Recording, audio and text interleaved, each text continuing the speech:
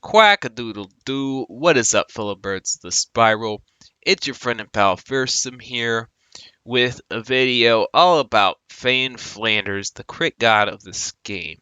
So let's get right into it, and let's start by talking about some of her powers and features. So first of all, she comes with the Cloud Spirit, which is 75% agility buff for the entire team of swashbucklers, musketeers, and pirates with agility-based weapons. So it's quite nice, and it lasts for 5 turns for the entire team, no matter where they are on the map.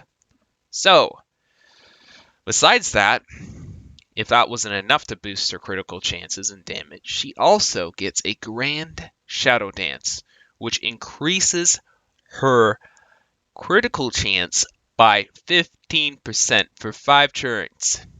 At that point, it's almost not worth attacking her with melee units because you're pretty sure that even when she's reduced, she'll crit through that. So my advice is to, if you're on the receiving end, to attack her with, a Nausicaa or a musketeer companion or pirate, or at a distance with mourn songs and big guns, because she is quite fragile. It's one of her weaknesses. She does have Pirate 3, which is useful when boarding ships. Now, it is functional when boarding ships. That much I have actually tested. Matter of fact, there's even an animation that says it is. But I tested it anyway. I also tested to see if it worked in PvP. I did 20 times, super hitting, at the back of the opponent's map. Backside of, where the opponent spawns, in other words. And then I did it outside of that area. So what I found was that it doesn't function in PvP, meaning that the 25% increase in damage did not show whatsoever. Same average, and the accuracy as well, no increase at all. So that's, with 20 tries, both inside and outside of Pirate Zone. Yes, I tested it out.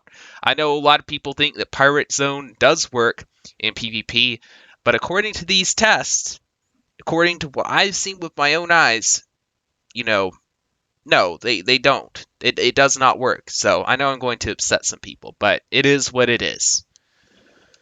Alright, so her other features. She can jump. She's one of 3 companions that can actually do this. There's Goranando, El Toro, and Flanders. So that means that she's particularly good for farming Metal Guardian. Meaning that you can basically kill Metal Guardian in about, 2 turns. Which, you can't do that with other compositions. So, a useful tip if you happen to farm Metal Guardian, by the way. But, yeah, it's good in rank PvP because she can jump over boxes and such. And her last feature, by the way, is that she has alert, which means that when she steps on bombs or traps, she takes 50% less damage. It's quite nice. And I'm going to go ahead and hop on the sigil and show you one of her features. She is actually the second fastest companion in the entire game. And yes, that means she is faster than Contessa and slower than Nausicaa. So, I'm going to hop on the sigil to show you how movement works, and to confirm this for you, and also to show you guys the weaknesses of one of her setups that's very popular. Okay? I know I'm probably going to trigger a lot of people in the community, but it's whatever, A lot of people seem to think Bladestorm is the only way to set up your Flanders, but that just is not the case. Alright, so let's get in the game with my Privateer and my Contessa on the other end. Going to go ahead and move up. There we go. Alright, so how does movement work in this game? So if you move a diagonal, it basically takes the value of 1.5 movement. Okay, so 1.5 movement. However, if you take, a normal step forward, back to either the sides, that's, just 1. So as you can see, I can move diagonal and forward 6, and I can move straight forward 6. That means Fane Flanders has 6.5 movement. Okay? Alright. Hope that was pretty simple for you. Now, Contessa, on the other hand, can only move forward 6. She can't move, diagonal and forward 6 on either side. So, yeah, she's pretty much stuck. She only has 6 movement, not 6.5. So hopefully you guys understand how movement works in this game. I mean, a lot of people seem to think that El Toro, Contessa, and Van Flanders have the same movement values, but they don't. El Toro has 5.5. Contessa has 6, and Van Flanders has 6.5. There you go. Hopefully I simplified that for you. Now let's talk about another concept. So if you put Bladestorm on your Fane Flanders, and you attack a group of units, right? If I attack this Contessa, for example, I could Bladestorm on Francesco, and if he was a Buccaneer or someone else with reactionary epics, then my Fane Flanders would probably die because of Bladestorm, right? So if you have Bladestorm on your Fane Flanders, then you need to be very careful to attack at an angle to where it won't Bladestorm on another unit, because she doesn't have much health. She can withstand, the reactionary epics of one unit most of the time, but a whole group of units, no way. It's not a good idea. So that's the reason why I don't usually put Bladestorm on my Fane Flanders, because she's a swashbuckler, right? She didn't have much health. Buccaneers, it makes a little more sense because you can get Blade 3, and Blade 3 is like a guaranteed hit, pretty much. But, yeah, like, are you really going to restrict yourself? I would rather be able to attack, straight forward into both the units without worrying about getting, all the reactionary epics than be restricted to only attack on the side. So, I don't like the restrictions. I don't like the RNG involved in that particular ability on Fane Flanders. Alright, so hopefully that made sense to you. Now, let's go ahead and talk about the setup for epics. So, there are 2 setups, changing just one of the epics that I just mentioned. So, the first one is obviously Relentless, First Strike 3, and Ripost.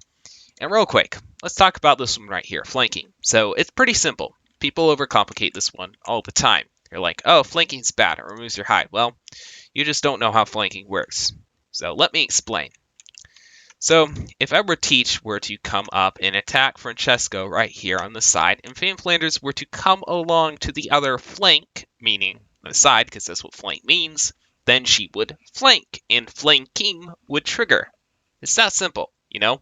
I could come from this side, and then Fane Flanders could basically move up on this side. She would flank. Okay? Flanking would trigger. That's how flanking works. It's pretty simple. Do you want to put flanking on your companions most of the time? No, there are better stuff. It's very situational. I don't like, abilities that are super situational. I like abilities that are going to trigger often. Okay? And that have predictable results, so that I can be in control.